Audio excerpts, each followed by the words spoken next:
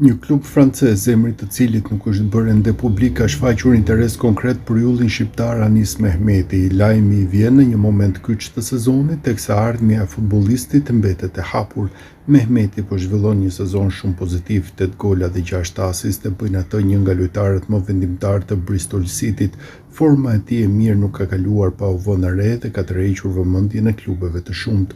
Në javët në vijim pritet më shumë qartësi rreth së ardhmes së Anis Mehmetit me merkaton e dimrit që mund të sjellë zhvillime të reja për karrierën e tij.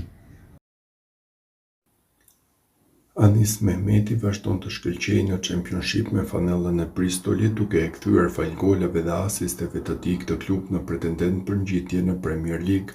Fal edhe 8 golave dhe 6 asisteve të mesfushorit ofensiv shqiptar, Bristoli e sheh veten në vendin e 8, vetëm 1 pikë larg zonës së play-offit dhe 5 pikë larg vendit të dytë, që siguron ngjitjen direkt në elit.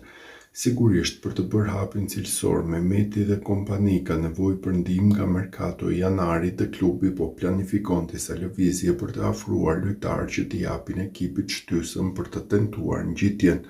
Klubi ja doli të shkonte në play-off në vitin e kaluar, por nuk kaloi dot Sheffield United në turin e parë. Një ndihmë e papritur për të planifikuar lëvizjet e janarit, klubi të Bristolit po i vjen nga Manchester City.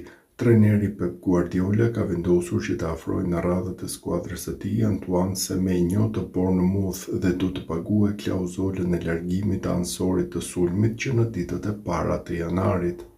Klauzola është 65 milion pound dhe një pjesë e këtyre parave do të përfundojë në arkat e Bristolit. Semenyo ju bashkua Bournemouthit në vitin 2023 pikërisht nga radhët e Bristolit për një shifër prej 10 milion poundësh.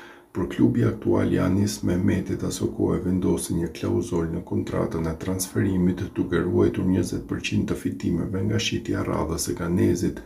Me aktivizimin e klauzolës për 65 milion poundësh të tij në arkat e Bristolit përfundojnë menjëherë rreth 11 milion pound që pritet të përdoren nga klubi për përforcimin e merkaton e janarit me objektivin për të arritur elitën apo edhe për të blinduar me kontrata të reja futbollistët në skadencë, mes të cilëve është edhe vetë Anis Mehmeti.